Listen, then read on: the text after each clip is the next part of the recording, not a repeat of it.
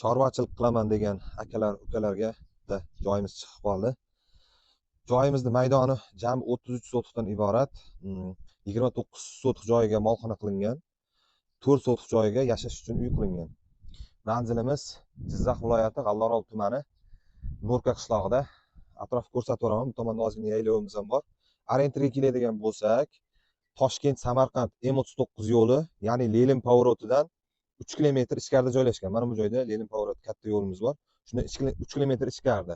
Mana bu tomonda 4 sotiqli yashash uchun uyimiz qilingan. Sharoitlar juda ham zo'r.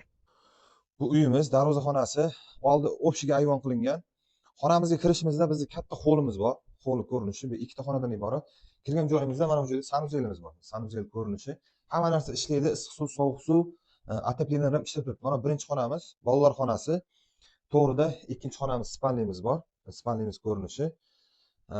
Hamma sharoitlari bor, remontlari a'lo darajada. Ko'rib turganlaringizdek hamma narsa ishlaydi.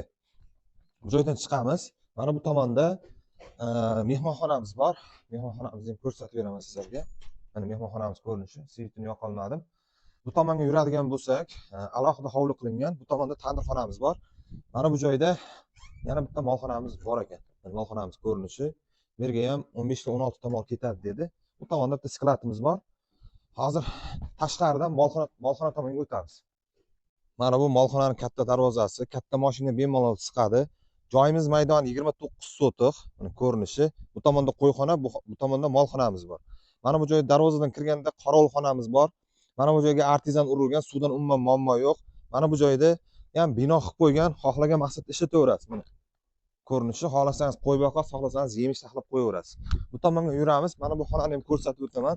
Bu xonamiz qushxonaga moslashgan. Mana. Ya'ni qassobxona, ya'ni karinalari bor. Bu joydan chiqamiz. Mana bu joyda yemishxonamiz bor. Yemishxonamiz ko'rinishi juda katta. Somon, yemish saqlaydigan joy. Molxonaga o'tib ketadigan eshigimiz bor. Bu tomonga o'tamiz. Mana bu tomonda molxonamiz. Molxonamizga kirish jami 46 ta mol ketadi ekan. Bu tomon yemishxonadan kirish eshigimiz. Suvlarga sharoit qilib qo'yilgan, bochkalar qo'yilgan. Mana shu to'g'riga go'ng olib chiqadi. Ya'ni go'ngni olib chiqib ketish uchun katta mashina kirish uchun ham joy qilib qo'yilgan tashqari tomondan. Bu qo'yxonamiz 60 ta qo'yga moslashgan, old tarafdan quyosh tomonga qaragan. Xohlasangiz oldiga naves qilib, yana qo'yxona, molxona qilib ishlatsangiz bo'ladi. Qo'y mol boqish uchun bundan ortiq menimcha sharoit bo'lmasa kerak. Bu tomonda 4 sotiq hovlimiz bor. Mana shu jami maydoni 33 sotiq bo'lyapti. Shu joyimizning narxini egalari 72 ming dollar aytibdi. Kelishiladigan joyi bor.